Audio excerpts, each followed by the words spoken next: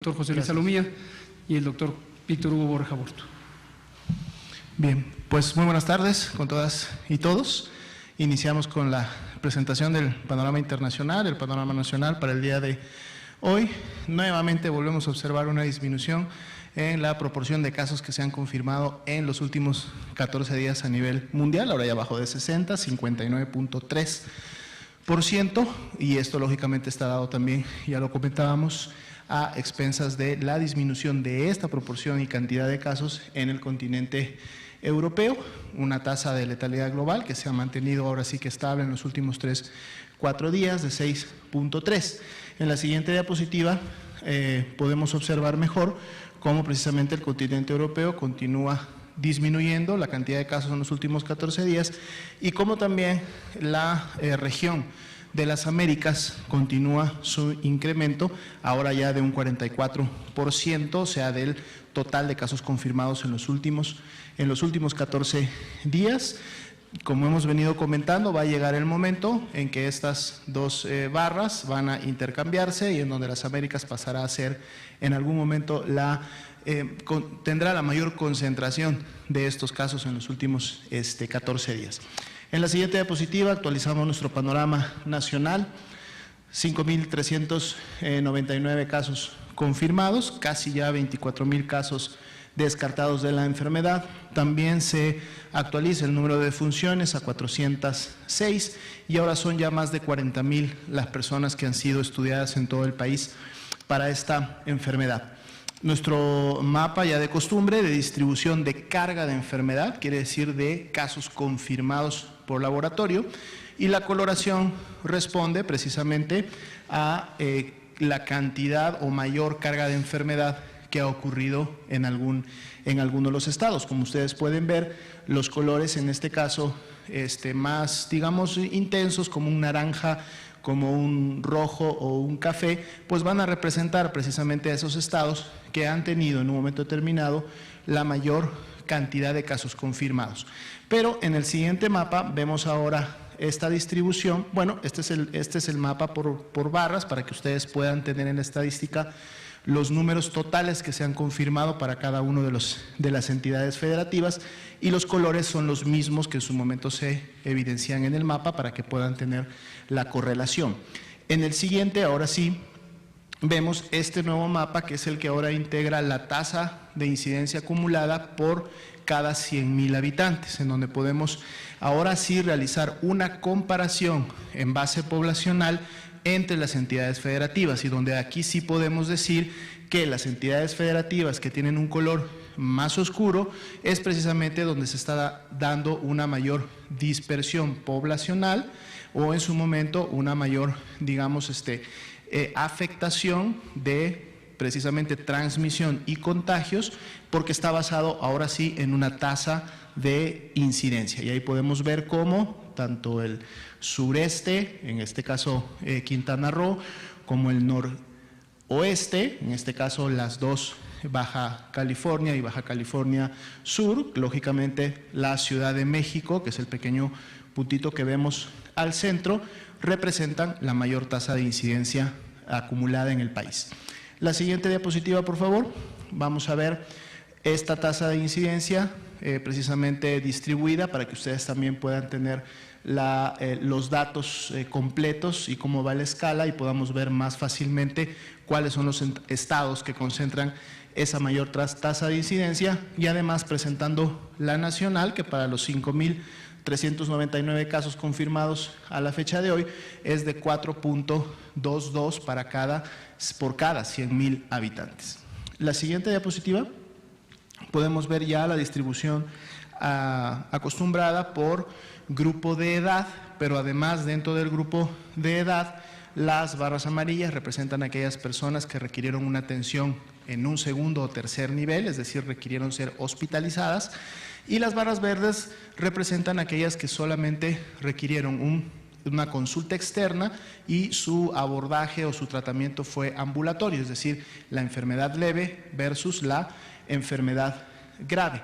y aquí podemos seguir notando cómo a partir de los 60 años de edad y en los grupos hacia adelante, hacia arriba de los 60 años de edad, siempre la barra amarilla supera a la barra verde, lo cual nos está diciendo que en estos grupos de edad tenemos mayor carga de casos graves y por lo tanto mayor carga de personas que se han tenido que hospitalizar. La distribución por sexo, los hombres continúan con un 58%, siendo el sexo más afectado de los 5.399 casos. La siguiente diapositiva, por favor. Aquí tenemos la distribución precisamente del estado clínico en el que estos pacientes han evolucionado, recordando nuevamente que estos son casos confirmados ya con prueba de laboratorio de COVID-19. Más allá de la alta carga de ambulatorios que siempre sigue presentándose, vemos que casi el 11% han sido hospitalizados con una evolución estable, una evolución favorable.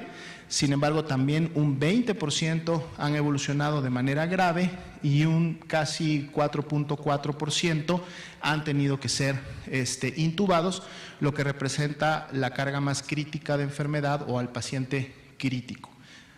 237 pacientes en esta situación.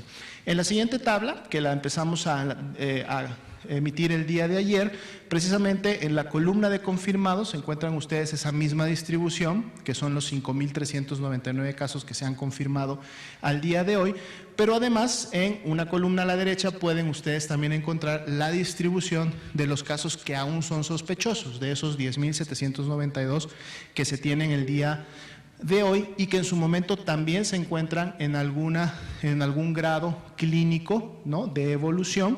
Sigue siendo mayor la parte de pacientes ambulatorios, o sea, lo que son casos leves, pero también van a encontrar reflejados como casos sospechosos pacientes que, por ejemplo, también se encuentran intubados y por lo tanto en estado crítico, que es, digamos, la gravedad más alta que representa la evolución de la enfermedad al día de hoy. Así también tenemos 90 defunciones que están en categoría de sospechosas y cuando tengamos sus resultados podremos también saber si se descartaron para COVID-19 o pasan lamentablemente a formar parte de la estadística que el día de hoy también se actualizó a 406. En la siguiente diapositiva podemos ver precisamente la distribución de estos 406 defunciones, ahora presentadas por la fecha de defunción, es decir, la fecha en la que ocurrió la defunción. Aquí la podemos ver y también tenemos una curva, que es la línea de color negro, que en su momento grafica el acumulado de cómo se han ido presentando estas defunciones. La idea de esta gráfica un poco es ver cómo va la tendencia de la ocurrencia de cómo están sucediendo las defunciones, ¿no? Y aquí podemos verla precisamente representada por día, es decir, por fecha en la que estas en su momento ocurrieron, y en la medida que la curva de color negro se va aplanando o no continúa subiendo, quiere decir que en esos últimos días no han ocurrido defunciones confirmadas por COVID-19, recordando que en la tabla anterior tenemos defunciones sospechosas que en su momento pueden seguir alimentando a esta otra gráfica. La siguiente diapositiva también es en relación a las defunciones, en este caso por sexo, vemos una afectación todavía superior al sexo de hombres, 70% lamentablemente han fallecido, y tenemos también la distribución por grupo de riesgo. Esto es importante seguirlo reiterando todos los días: hipertensión, diabetes, obesidad, enfermedad pulmonar obstructiva crónica, tabaquismo, enfermedad cardiovascular en un momento determinado, como las primeras comorbilidades o factores de riesgo que hay en las personas. Y decimos que es importante mencionarlo junto con los grupos de edad, porque entonces son las personas que, conociendo que tienen una enfermedad de estas que están enlistadas o que tienen más de 60 años de edad, son los grupos que más deben de cuidarse en estos momentos, son los grupos que más se deben autorresguardar y son los grupos a los que familias, los amigos deben de cuidar más para evitar que se puedan enfermar. En la siguiente diapositiva vemos precisamente la distribución de estas defunciones, cómo se han producido Tanto en las barras azules son la cantidad de defunciones, personas que lamentablemente han fallecido, pero en la línea verde también podemos ver cómo se ha comportado la letalidad en cada una de las entidades federativas. Va desde un 23.19 hasta 1.54. Y en la siguiente diapositiva podemos ver la mortalidad, que es en base a la población, no solamente a los casos, 0.32 para el nivel nacional, y también nuestra distribución nuevamente de entidades federativas, que va desde un 1.45 hasta un 0.05. En la siguiente diapositiva vamos a ver ahora sí la distribución de los grupos de edad que habíamos comentado. Menores de 25 años, la tasa de letalidad es la más baja, 0.3. De hecho, pueden ustedes notar que el día de ayer no teníamos defunciones en este grupo de menores de 25 años. Ahora tenemos una lamentable defunción y que en este caso tenía un factor de riesgo asociado, que era una cardiopatía congénita, es decir, la tenía desde el nacimiento. 25 a 59 años, digamos que es donde mayormente se ha presentado la mayor cantidad de defunciones, más no la mayor tasa de letalidad, que aquí es 5.6.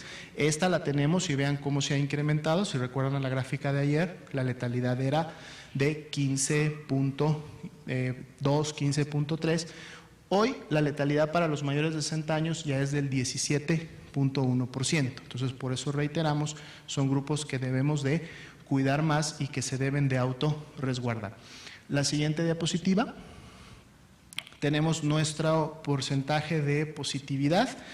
En esta ya empezamos a incluir la semana 16, en la de ayer teníamos hasta la semana 15, aún así vean cómo la semana 15 se incrementó, ayer la semana 15 estaba en 17 pasaditos, ahora ya va en 19.27 y más bien acercándose a lo que veíamos en la semana 14, que decíamos estaba alrededor del 20%, y bueno, ahora aparece ya la señal o el indicador de la semana 16 con un 14.55, es decir, ahí está, y sabemos que en la medida que va avanzando los días, el comportamiento puede ser similar al que vimos en la 15, en donde se empieza a incrementar y empieza a subir. La positividad de influenza cada vez es mayor y cada vez se acerca más al cero, por lo que sabemos que COVID-19 empieza a tomar ya el lugar bastante predominante en la transmisión de virus respiratorios.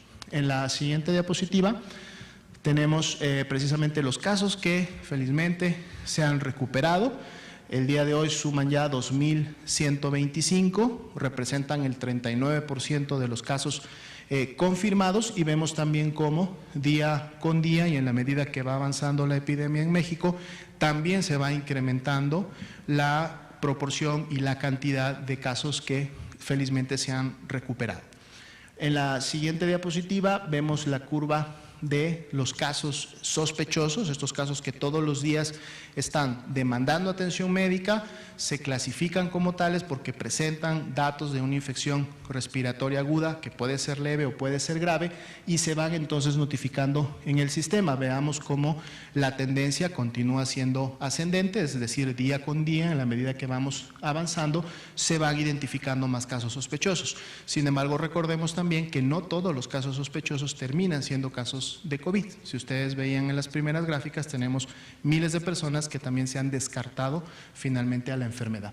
Y la última gráfica, precisamente nuestra curva acumulada de casos confirmados con los 5.399, pero muy importante las barras naranjas de abajo, que nos muestran un poco la tendencia de cómo día con día se están confirmando los casos, y continuamos, digamos que con una tendencia estable prácticamente ya en los últimos 5 o 6 días, lo que igual no nos evidencia que exista un escalamiento rápido o una explosividad importante en la confirmación de nuevos casos, pero es algo que tenemos precisamente que seguir monitoreando, pensando en que esto en cualquier momento puede cambiar y la tendencia puede nuevamente volverse a incrementar.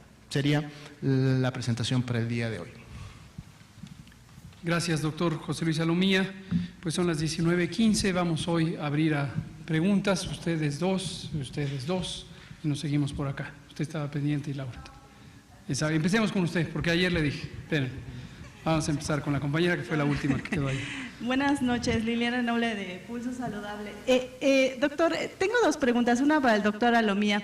Doctor Alomía, en el programa de radio de hace 2 semanas entrevistaba a un experto y le preguntaba si la velocidad de la dispersión del virus es respondedora a que algunas personas no tomen en serio estas medidas de sana distancia, o es el comportamiento natural de una pandemia como esta. Una segunda pregunta para el doctor Gatell. Doctor, ¿usted qué cree que ocurra con los estudios que ya se tienen al momento? ¿Primero una vacuna o primero un tratamiento? Gracias. Bien, definitivamente sí, y es muy sencillo de alguna manera explicarlo. La enfermedad se transmite sabemos que es una enfermedad que se transmite de persona a persona. Una persona que está enferma, que tose y estornuda, en estas gotas que salen en la tos y en los estornudos están el virus que en su momento puede contagiar. Si esta persona que tose o estornuda encuentra a otra persona que en este caso es susceptible para la enfermedad, que para fines del país somos todos los que no hemos enfermado, porque al ser una enfermedad nueva nadie tiene anticuerpos que lo protejan, ni existe, por lo tanto, lo sabemos, una vacuna para poder controlar. Entonces, todos los que no hemos enfermado de COVID-19 somos susceptibles. Entonces, si una persona tose y estornuda y encuentra a otras personas susceptibles, entonces está, lógicamente, el contagio directo. Si las medidas de sana distancia no se dan, si las personas siguen conglomerándose en actividades sociales, al aire libre, o más aún en espacios cerrados, donde entonces la transmisión todavía se da con mayor eficiencia, entonces claro que vamos a tener una mayor tasa de transmisión y vamos a tener una mayor cantidad de personas infectadas, y que muchas de ellas van a enfermar, muchas de ellas van a ser casos graves y pueden en su momento también fallecer. Por eso la importancia de acatar las medidas de sana distancia, del autorresguardo domiciliario que estamos teniendo, independientemente de tener o no síntomas, porque esto lo que produce es precisamente un distanciamiento entre las personas que evita que esa tasa de infección o que esa probabilidad de contagiarse esté presente. ¿La incidencia acumulada o No, bueno, la incidencia acumulada precisamente, como su nombre lo dice, es en una base de población. Sí, por ejemplo, en este caso 100,000 habitantes, ¿cuántas personas por cada 100,000 habitantes se están enfermando? Si la tasa de incidencia acumulada empieza a tener un crecimiento rápido, quiere decir que muchas más personas se están contagiando y por lo tanto que las medidas no están siendo efectivas. Mientras la tasa de incidencia acumulada se mantiene estable o no tiene un crecimiento importante en el día a día o en la semana con semana, podría revelar, sería directamente proporcional al hecho de que menos personas se están infectando, menos personas están expresando la enfermedad, y eso sería un indicador positivo. Y respecto a su segunda pregunta, en general, el desarrollo de nuevos productos farmacéuticos, ya sea vacunas o sea medicamentos, requiere un tiempo de desarrollo porque existen estándares técnicos, científicos, y que se relacionan también con la bioseguridad y la ética de su uso en sujetos humanos, y hay un ciclo muy conocido, formalmente establecido, en donde los principios activos de un medicamento o de una vacuna tienen que ser probados primero en condiciones experimentales, literalmente con condiciones no vivas, esto se llama estudios in vitro. Después se puede hacer experimentación con animales, generalmente con especies menores. Todo esto sigue siendo el capítulo de la experimentación preclínica. Después se pueden, cuando es el caso necesario, usar otras especies animales mayores. Luego se empieza en la fase de investigación clínica, en donde se empieza con un número muy reducido de personas que se evalúa la seguridad del producto. Después, con un número un poquito más grande, ya de quizás centenas, en el primer caso son decenas, cuando son centenas se evalúa la eficacia y se sigue estudiando la seguridad. Después vienen ya los ensayos clínicos controlados, esta es la fase 1, 2 y ya estaríamos en la 3, en donde hay miles o decenas de miles de personas, se sigue evaluando seguridad, pero también eficacia en condiciones ya un poco más cercanas a las reales. Y después viene la fase 4, que es posterior a un registro sanitario, en millones o centenas de miles de personas se evalúa el uso en situaciones reales, y ahí lo que interesa es detectar, por ejemplo, reacciones adversas muy infrecuentes, porque se necesita mucha población para detectarlas. Este es gruesamente el ciclo de la investigación de productos farmacéuticos, incluidas las vacunas. ¿Cuánto tiempo lleva eso? En el mejor escenario, esto lleva 2 años o 3 años. Cada vez que hay una enfermedad emergente, una epidemia, se busca acelerar este proceso, pero por más que se ha intentado acelerar, no se ha logrado nunca que se reduzca de 2 años. Esto ocurriría si se tratara de medicamentos nuevos o en el caso de una vacuna. Lo que ahora está en investigación, ya en una fase clínica directa, son medicamentos que existen, se han probado como medicamentos seguros, pero se usan para otro tipo de enfermedades y ahora se intenta identificar si podrían ser útiles para el COVID. Gracias. Vamos a darle la palabra a los 2 compañeros acá, luego a las 2 compañeras y nos seguimos. Sí. Buenas tardes, Arturo Contreras, de Pie de Página. En varios hospitales hay varios doctores que están y personal médico que está contratado bajo un régimen de suplencias. Estas suplencias no ganan el 50% que las bases reales, no tienen servicio médico ni prestaciones, y algunos de ellos están muy preocupados porque así van a ser, como dijeron ayer, la línea frontal, ¿no?, que va a ser frente a la epidemia. Entonces, pues, ¿qué hacer con ellos? ¿Cómo darles atención, no?, si se les va a mejorar esto. Ayer se anunciaba un bono de 20% a personal médico. Entonces, pues, ¿qué pasa con este otro personal médico que queda abandonado, no? Y respecto a la guía de manejo de cadáveres por COVID, se señala que la disposición final del cadáver será lo más pronto posible, preferiblemente mediante cremación. Entonces, el Centro Ciudadano para los Derechos Humanos, Fray Juan de Larios, emitió una preocupación en un país en el cual hay 60.000 desaparecidos y 30.000 personas, cadáveres no reconocidos, pues que se cremen cadáveres sin que se reconozcan. Entonces, ¿cómo hacer para que estos tengan como una identificación propia, no? Y pues bueno, eso. Muchas gracias por las preguntas. Le voy a pedir al doctor Borja si contesta la primera sobre suplencias, y dado que el Seguro Social es quien ya anunció el tema del... En el caso del IMSS, todos los médicos, enfermeras y demás categorías que son contratados para estos siguientes 3 meses de la epidemia en los picos más altos, y tendremos una extensión hasta 6 meses de contratación, van a ser contratados en algo que llamamos nosotros por obra determinada. Esto les da las prestaciones de la seguridad social, les da el servicio médico y demás. No tenemos suplencias que lleven a menos del, como usted lo menciona, sin seguridad social y sin servicio médico.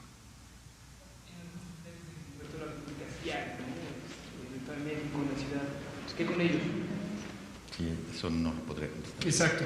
Aquí, esto es lo que acaba de describir el doctor Borja, se refiere a las condiciones de contratación del Seguro Social, y en los sistemas estatales de salud, en su conjunto, existe cerca de 98,000 miembros del personal clínico, no solamente médicas y médicos, también enfermeras, enfermeros, químicas, químicos, psicólogas, psicólogos, etcétera, que están contratadas y contratados en estas condiciones que se les llama precarias. Y son precarias precisamente por lo que usted observa, que no es una base laboral, no tienen las prestaciones de ley en toda su extensión, tienen a veces algunas, y en términos salariales también son irregulares.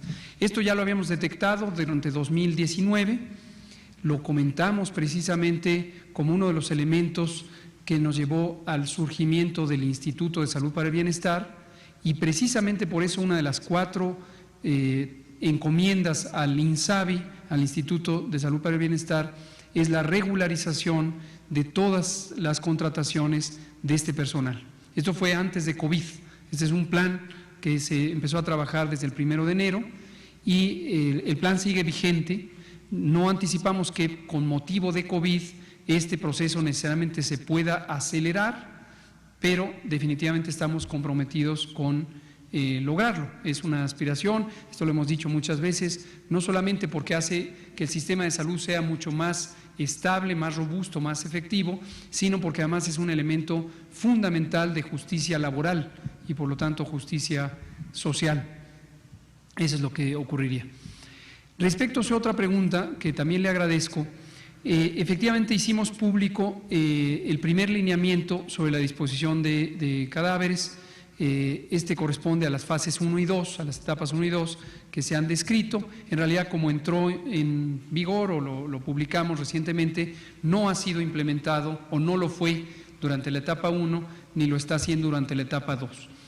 Esta preocupación sobre en un país donde existen desapariciones forzadas, cosa que es una monumental tragedia social, existe una ley de víctimas, una ley general de víctimas que contempla que esto no debe ocurrir, precisamente la cremación, porque en todo momento se tiene que tener la posibilidad de buscar a las personas desaparecidas. Como ustedes conocen, existe una Comisión Nacional de Búsqueda que depende de la Secretaría de Gobernación y entonces, en un momento dado, la cremación interferiría con este proceso. Esto justamente lo estamos discutiendo a mucho detalle con la Secretaría de Gobernación, en un ambiente, por supuesto, de total colaboración, y está próximo a publicarse un acuerdo conjunto de la Secretaria de Gobernación y el Secretario de Salud, que precisamente establecerá los criterios para el manejo de estas lamentables pérdidas. Y ya desde temprana fecha en las conversaciones se identificó que resulta improcedente el considerar la cremación, a pesar de que en términos sanitarios sea recomendable, pero no afecta sustantivamente el quitar este requerimiento en términos de salud, en términos de protección contra el contagio derivado de que las personas fallecidas pueden ser un medio de propagación por contacto directo con quienes trabajan en los servicios de disposición de los restos, y se va a eliminar. Es decir, qué bueno que hace la pregunta. Para quien tenga esta inquietud, se va a eliminar la idea del criterio de cremación. Y la razón es esta, atendiendo a las disposiciones de la ley de víctimas. Ya, entiendo que hay un acuerdo de 2 preguntas por reportero, pero tenemos mañana otras oportunidades. Usted y ustedes 2, por favor. Doctor, buenas tardes. Doctores, buenas tardes. David Pérez de Tejada, de Informe 24 de Audiorama. Usted nos ha hablado de la economía es importante en esta estrategia que está manejando el sector salud. Sin embargo, pues se le ha pedido parar a una de las industrias tal vez más importantes del país, que es la cervecera. Usted ya nos había comentado algo al respecto sobre pues que no era catalogado como esencial, ¿no? Sin embargo, pues solamente 2 países en el mundo han parado la industria cervecera. Aquí se están poniendo en riesgo 800,000 tienditas donde la cerveza forma casi el 40% de sus ingresos. También el impacto es en cuestión de agricultores, que son casi cerca de 5,000 que se están viendo afectados, obviamente pequeños empresarios como las tienditas. Más allá de que entiendo que no sea un artículo de primera necesidad, sigue siendo un principal producto agroindustrial, es una exportación del 25% total del país y los impuestos que genera representan el 4% de los ingresos presupuestarios del gobierno. Por ello me surgen estas dudas. ¿No se está afectando de más a esta industria sin querer tal vez? ¿Es necesaria la afectación? También preguntarle si cree que no haya faltado un poco de claridad en los lineamientos de por qué lo están haciendo, tal vez más información al respecto de parte de las autoridades, explicando sobre todo a la gente de las tienditas, ¿no?, que es la que más se hace la pregunta. También considerando que pues no es esencial, pero sí tiene un peso en la economía, ¿por qué se considera de alto riesgo que se siga laborando en esta empresa? Gracias. Muchas gracias por su pregunta. No dudo que haya personas que son propietarias o trabajadoras de las distintas expendios donde se comercializa cerveza, que tengan la inquietud, pero conozco de manera directa que los propios empresarios, los grandes capitalistas, dueños de la industria cervecera en el país, fueron los primeros en mostrar esta inquietud, con básicamente todos los argumentos que usted ha señalado, casi de manera literal. A las pocas horas de que salió publicado el acuerdo en donde se establecen las disposiciones, las medidas extraordinarias, la industria cervecera, no los pequeños propietarios de establecimientos, sino los propietarios grandes de los establecimientos productores de cerveza, fueron los primeros que se acercaron a comentar los mismos argumentos. La lógica, la mecánica, el mecanismo por el que operan este tipo de medidas sanitarias, cuyo propósito, y lo hemos explicado varias veces, es disminuir el número de contagios con la finalidad de que cuando llegue la fase 3, que está muy próxima, no tengamos una saturación de los hospitales, no porque sea un inconveniente administrativo, sino porque el riesgo de la vida de las personas está precisamente dependiente de eso, de que no se saturen los hospitales, haya suficientes camas, haya suficientes ventiladores, haya suficiente personal. Todas las actividades económicas lícitas y legales tienen un papel que jugar en la sociedad. Entonces, hemos recibido una extensa colección de peticiones, de cartas, quiero decir, todas muy respetuosas, todas muy atentas y desde luego apegadas al derecho de petición y otros derechos fundamentales, pero que consultan en términos generales la misma idea. Cada quien, lo cual nos parece entendible, identifica su sector, en este caso industrial, en otros casos comercial, en otros de servicios, como esencial.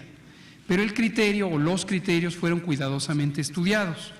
Tomamos como referencia precisamente algunos de los lineamientos de actividades esenciales que existen en el mundo para contrastarlos con algunos que habían desarrollado en México, en particular la Secretaría de Economía, y se hizo un cuidadoso análisis conjunto entre la Secretaría de Salud, la Secretaría de Economía, la Secretaría del Trabajo, por considerar solo algunas de las que participaron en el proceso. Al final del día hay unas que entran en lo esencial y hay otras que no entran en lo esencial, y es comprensible que los que no entran en lo esencial y deben parar tengan la inquietud. En fecha reciente, el jueves pasado, se emitió un oficio por parte de la Dirección General de precisamente de Malta, de Cebada, de la Secretaría de Agricultura, donde se autorizó la venta de la cebada, precisamente porque los productores agrícolas no tienen la capacidad de almacenarlo. Entonces se aceptó como válida de manera muy temporal, muy acotada en el tiempo, que la industria cervecera recibiera esa cebada, pero nada más, no se autoriza la continuidad de operaciones. La medida finalmente es temporal, está claramente estipulada en el acuerdo publicado en el Diario Oficial el 31 de marzo y queda muy claro quién es esencial. Todo el que no identifique ahí a su sector como esencial no está considerado esencial y debe parar o debe continuar en paro hasta que se levanten las medidas, cuyo propósito es salvar la vida. Gracias. Vámonos por acá, ustedes dos, y luego allá usted y usted y usted, y nos seguimos por acá. Hola, Ernestina Álvarez de MBC. Yo quisiera preguntarle, hoy se tuvo una reunión virtual con los secretarios estatales. Es correcto. ¿Cuáles son los acuerdos a los que llegaron con el tema de la reconversión? Y sobre todo con este monitoreo en el uso de los servicios médicos, toda vez que en muchas entidades todavía están reportando el personal médico falta de insumos. Y si existió una parte o un compromiso o algún punto que ya han tocado, porque usted señalaba que solamente la zona metropolitana ha cumplido con el 70% de disminución de movilidad, pero esto no ocurre en los otros estados. Eso es por un lado. Y por el otro lado, saber si existe la posibilidad en esta transición a fase 3 de que no todo el país entre al mismo tiempo a la fase 3, sino la zona metropolitana, Ciudad de México, Estado de México, sean los primeros que entren en esta fase. Gracias. Muchas gracias por su pregunta. Efectivamente, hoy, entre las 10 y las 12:30, tuvimos esta reunión por vía virtual con los secretarios y secretarias de salud de los estados y tuve la encomienda de representar al doctor Alcocer en esta reunión. Él estaba reunido con el presidente precisamente para atender el mismo tema, pero en otros campos. Y la reunión fue muy productiva, como suele ser. Identificamos una actitud sumamente positiva, siempre muy profesional, de todas y todos los secretarios de salud, una gran dedicación a la tarea, han identificado claramente cuáles son sus retos, sus necesidades y las manifestaron hacia la colectividad de secretarias y secretarios estatales y desde luego a los funcionarios federales que estábamos en la reunión. Quedan pendientes todavía de completar algunos procesos de reconversión en algunas entidades federativas.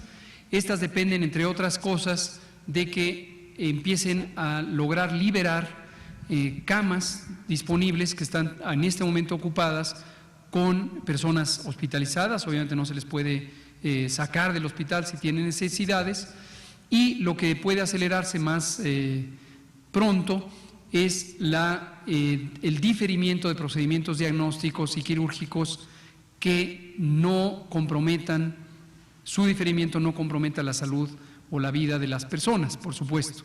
Pero hay muchas cirugías que se pueden posponer, son cirugías menores en su mayoría y se pueden posponer para fecha posterior. Otros de los temas tienen que ver con los insumos. Efectivamente, hicimos un recuento sobre si los equipos de protección personal que ya han sido distribuidos, como lo comenté esta misma mañana, a los 32 estados, ya estaban en uso en las unidades clínicas. La gran mayoría identificó que sí, hubo algunos pocos que identificaron que estaban en el proceso de transferencia posiblemente entre los almacenes y las clínicas, pero se va a acelerar este proceso. Hubo dudas sobre los insumos, un par de secretarias de salud comentó, nos faltan otros insumos. Aclaramos que llevamos 2 de lo que se ha planeado como 11 vuelos en el puente aéreo México-China. Llegó la gran mayoría de los cubrebocas N95 y guantes. Otros insumos estarán por completarse a lo largo de los siguientes días conforme lleguen los vuelos. Respecto a la utilización hospitalaria, específicamente a lo que nos referimos fue a una plataforma informática que el Gobierno federal desarrolló en el curso de los últimos 10 días y que está ya en uso por la mayoría de las entidades federativas, y simplemente hicimos ajustes para garantizar que todas las entidades federativas, de hecho todo el Sistema Nacional de Salud, registren esta plataforma. El IMSS, por ejemplo, tiene una plataforma en sí misma, de hecho la que inspiró el desarrollo de esta otra plataforma administrada por la Secretaría de Salud, y el IMSS carga todos sus datos en bloque a través de un mecanismo electrónico, igual que el ISSSTE. Entonces, ese fue el tipo de conversación de carácter técnico sobre el proceso de preparación para la fase 3. Ahora, su pregunta es muy interesante, de si se puede regionalizar la declaratoria de la fase 3. Quisiera retomar su memoria a las primeras fases en enero, cuando poníamos una tabla de 3 colores, verde, amarilla y anaranjada, representando a las 3 fases y las medidas de control que eran pertinentes. En ese momento identificábamos a la fase 3 con la posibilidad de que fuera regionalizada, y de hecho técnicamente se podría. Efectivamente hay zonas como el Valle de México que tienen ya una propagación que podría corresponder con fase 3, lo es también el caso de algunos de los estados que aparecen en el mapa pintados de amarillo o de color ocre. Pero hemos considerado que podría ser confuso para la población si tuviéramos una especie de declaratoria localizada, porque finalmente las medidas están también en relación con estados vecinos. En algunos casos la movilidad entre estados es muy importante. Hay varios ejemplos en la República donde hay incluso ciudades que son indistinguibles entre un estado y el otro, y si hiciéramos este proceso selectivo quizás sería confuso. Entonces estamos considerando más bien en su momento una sola fase 3 de carácter nacional. Usted, por favor. Gracias, subsecretario. Carolina Rivera de Milenio. Usted acaba de hablar del tema de lo de los insumos. Dice que ya se han distribuido a los 32 estados lo que se ha recibido en estos 2 vuelos de 11 que se tienen contemplados. Sin embargo, hay estados, personal médico, que sigue asegurando que no tienen estos insumos, que no hay ni siquiera las mascarillas o los insumos que ya se han sido entregados en estos puentes humanitarios. Yo le quisiera preguntar si tiene el detalle de en qué estados realmente sí ya se entregaron, se corroboró que se entregó y que están distribuidos ya en las clínicas, en qué estados se tiene, dijo que algunos dijeron que estaban en este proceso de transferencia, si nos puede decir qué estados son. Y también le quisiera preguntar qué es lo que se tiene contemplado que llegue en estos siguientes 9 vuelos que están en espera y si habría posibilidades de que pudiera haber más vuelos para garantizar el abasto, no sé, repetir mascarillas o guantes o algún otro insumo de los que se tienen contemplados en estos 11 vuelos. Gracias. Muchas gracias. Por supuesto, todos los vuelos que sean necesarios. El avión, la aeronave es el medio, pero no es el fin. Todos los vuelos que se necesiten contratar serán contratados para traer todos los insumos que se han identificado como necesarios. Cuando me pregunta qué estados, le digo todos, los 32 que existen en la República han recibido y tenemos las constancias de recepción de los insumos correspondientes. Como expliqué esta mañana, una vez que esto llega a la responsabilidad estatal, hay un tramo de varios pasos en el mecanismo de distribución al interior del Estado, que es responsabilidad administrativa y legal del Estado. Nos interesa mucho, se la cambio su pregunta por una petición a usted y a todas y todos. Si ustedes conocen de casos específicos, ayúdenos a identificarlos. Se lo pedimos a los médicos y médicas y enfermeras, todo el personal de salud, de manera directa. Si usted es un trabajador de la salud, está en una clínica y usted identifica que no tiene los recursos necesarios, número 1, investigue en su propia unidad de salud. Número 2, asegúrese que su expectativa sobre los insumos que necesita corresponden con la guía técnica de control de infecciones. Esto nos interesa muchísimo, lo hemos explicado muchas veces, lo expliqué esta misma mañana. Hubo un mal uso, un desperdicio de ciertos insumos que son muy importantes, como las mascarillas N95. ¿Por qué razón? Porque la expectativa de cada individuo, no de todos evidentemente, pero de un número grande, fue: yo necesito una mascarilla N95 para estar protegida o protegido. Cuando existen lineamientos técnicos muy claros que especifican que la mascarilla N95 debe ser usada por quien trabaja directamente en un contacto estrecho con la vía respiratoria de los pacientes. Por ejemplo, quien le toma la presión a un paciente no necesita una mascarilla N95. Quien le recibe en el escritorio de la recepción no necesita una mascarilla N95. Quien le recibe en la puerta porque es el vigilante no necesita una mascarilla N95, por poner algunos ejemplos.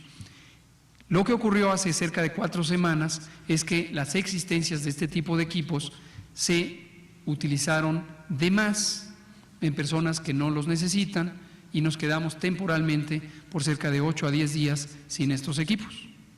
Los equipos ya llegaron, los equipos están en los estados. Entonces le pido a usted, a todos ustedes y a la ciudadanía, especialmente a los profesionales de la salud, asegúrense de que la expectativa del equipo que están buscando corresponde con los lineamientos técnicos de las guías de control de infecciones. Si este es el caso y no los tienen, denúncienlo.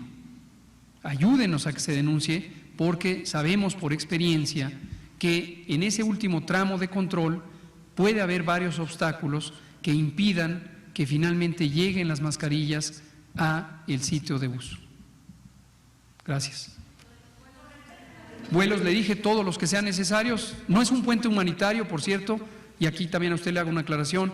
Yo nunca dije que solamente en la Ciudad de México se redujera la movilidad, dije que solamente en el Valle de México tenemos una evidencia documental directa. Es posible que en otros estados también se haya reducido la movilidad, pero no tenemos un medio de documentación directa porque no conocemos que se haga un monitoreo como el que se hace en la Ciudad de México. Y respecto a los vuelos, Distintos materiales, la lista es muy extensa, incluye más equipos de protección personal, incluye medicamentos propios para la anestesia, para la intubación, incluye en su momento los ventiladores, conforme vayan siendo adquiridos, también vendrán en los distintos vuelos, todos los que sean necesarios. ¿De acuerdo? Porque hay turnos aquí, si no, nos estamos saltando. Las dos compañeras que están allá atrás, usted, ellos dos, y luego nos pasamos con usted. Buenas noches, Mari Carmen Huiste, reportera de Canal 11. Doctor Gatell, en las conferencias que usted ha dado aquí en Palacio Nacional, hemos conocido la evidencia científica de epidemiólogos que nos dicen el por qué el confinamiento, por qué la cuarentena y todo esto. Pero me gustaría saber, y creo que es una inquietud que tiene también mucha gente, ¿cuándo podremos conocer también la evidencia científica de la gente, por ejemplo, de economistas, de sociólogos, que nos digan los pros y contras de este confinamiento? Muchas gracias. La pregunta es extraordinariamente importante. En términos generales, este tipo de medidas uno las desea reservar, y fue el caso de México, no solo como un deseo, sino como una decisión de Estado, reservar para el momento en que son indispensables. Recordarán quizá que en enero y febrero empezó de manera creciente voces, opiniones en algunos periódicos, en algunos columnistas, en las redes sociales, que de manera cada vez más vehemente exigían que en México tomara ciertas disposiciones análogas a las que en ese momento se estaban tomando en países como Italia, España y otros países europeos, o en un momento dado también Estados Unidos. Y repetidamente decíamos, hay dos razones importantes para no tomar ese tipo de medidas, de hecho 3 razones. La primera es, algunas de estas medidas no tienen una base sólida en términos técnicos, concretamente nos referimos al tema del cierre de vuelos, y hemos comentado que en toda la historia de la epidemiología no se ha documentado que el cerrar físicamente las fronteras tenga una utilidad para el control de la propagación de infecciones. La segunda razón fue, dijimos, hay otras medidas que en su momento México tomará, pero no en ese momento, porque México entró a la epidemia un mes después que Europa o que Estados Unidos. Y en tercer lugar, lo que dijimos es, estas medidas tienen límite. ¿Por qué razón? Porque tienen un efecto adverso, o múltiples efectos adversos, efectos secundarios, sobre la economía, sobre la sociedad. Y enfatizamos que una de las mayores preocupaciones era el conjunto de la economía del país, pero también las economías familiares, porque México, a diferencia de muchos países europeos, tiene una distribución de los ingresos, de la riqueza, extremadamente desigual. Hay una enorme injusticia económica y social en México desde hace 40 años y cada vez ha sido peor, al grado que la mitad de la población mexicana vive en condiciones de pobreza y cerca del 12% en condiciones de extrema pobreza. Y esto repercute porque cada una de estas personas vive literalmente al día. No vive de un salario fijo, vive de las ganancias que tiene en un comercio, muchas veces de actividades económicamente inestables o informales. Bueno, nos reservamos las intervenciones hasta el momento en que era indispensable ejecutarlas y hubo 2 señales para considerarlo. La primera fue el punto de inflexión de la curva epidémica que ocurrió el viernes 13 de marzo, con la triplicación en el número diario de casos. Y lo segundo, cuando identificamos que la duración estimada de las intervenciones posiblemente podría llegar a un mes, quizá mes y medio, quizá 2 meses, si fuera extremadamente indispensable, necesario. Regresando a su pregunta, que me parece enteramente válida, podemos traer a las personas expertas porque existen, mayormente esto ha sido a través de la Secretaría de Economía. Precisamente mañana volvemos a tener una de las múltiples reuniones que tenemos, también la Secretaría del Trabajo, y participamos en distintas rondas de conversación, tratando en todo momento de balancear. La Secretaría de Hacienda y Crédito Público también, por cierto, que tiene responsabilidades específicas en la materia, y tratamos de balancear el punto óptimo. Muchas gracias. Doctor, por favor. Sí, a mí me gustaría mencionar que en los últimos días hemos estado muy preocupados y ocupados por conseguir los materiales, sobre todo los ventiladores, los respiradores que vamos a necesitar para este cupo máximo. Y hemos también recibido ofertas de donaciones, pero hay una ayuda que yo me gustaría pedirle a la población. Ayúdenos a evitar que los pacientes lleguen, ayúdenos a evitar el contagio. La mejor manera como nos pueden ayudar para los médicos que estamos tratando pacientes y que necesitamos de esos ventiladores es disminuyendo el contagio, el distanciamiento social. Entiendo que es muy preocupante ver a un paciente que no puede respirar y que le pudiera hacer falta un ventilador en este pico de la epidemia. Pero la mejor manera que podemos ayudar es disminuyendo el contagio, disminuyendo la transmisión. Todavía estamos a tiempo, todavía podemos hacer más estricto el distanciamiento social y es por eso que el gobierno ha decidido, tomando en cuenta estas afectaciones económicas, pero tomando más en cuenta que el mayor impacto es esta parte de la sana distancia, porque la epidemia, como lo ha mencionado el presidente y el doctor López-Gatell, no se enfrenta con los hospitales, no se enfrenta con los respiradores. Se enfrenta desde las medidas de distanciamiento social, la sana distancia, se enfrenta con la higiene personal, todo esto que hemos estado diciendo, lávate las manos, desinfecta, procura no tener estos riesgos de contagio. La vigilancia epidemiológica que se ha hecho en el país con el estudio de contactos, la detección oportuna de los contagiados para poder disminuir los contagios, la preparación que tenemos que tener en los hospitales, sí, pero en los hospitales no solo vamos a tener respiradores, tenemos que organizarnos de la manera adecuada para recibir a los pacientes.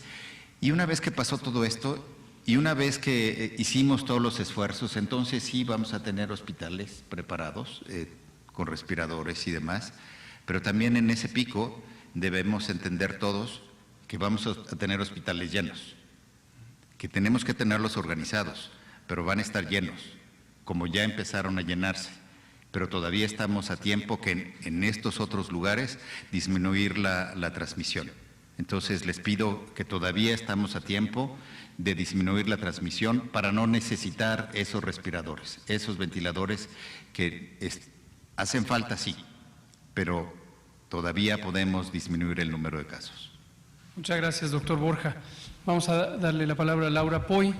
Me dicen que nos faltan 2 minutos, a ver si nos da tiempo. Buenas noches, rapidísimo. Hablando ante la inminente llegada de la fase 3, doctor, que usted ya nos ha alertado desde hace varios días, precisamente lo que acaba de decir el doctor Borja, ¿en qué nivel, digamos, por decirle una palabra, de ocupación de los servicios hospitalarios ya estamos?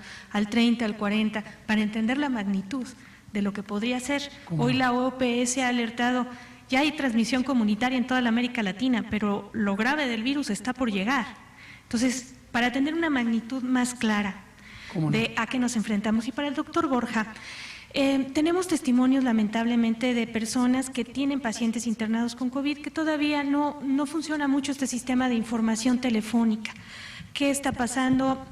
Están fallando ahí un poco, el mecanismo se va a afinar, y también casos muy peculiares. Hay pacientes que visitaron hasta 4 doctores con los síntomas de COVID y no fueron alertados, o su médico no les dijo, usted puede ser paciente COVID. ¿Qué está pasando con los médicos de primer contacto? Gracias. Muchas gracias por su pregunta. No sé si el doctor Borja quiere contestar eso o abordo la pregunta. Esta parte de la identificación oportuna es muy importante, que todos los médicos sospechen y que hagamos un diagnóstico rápido, y lo primero es que los aislemos. Sí hemos conocido de pacientes que van a una farmacia, después a un privado y después con nosotros, y después nos llegan desafortunadamente ya graves.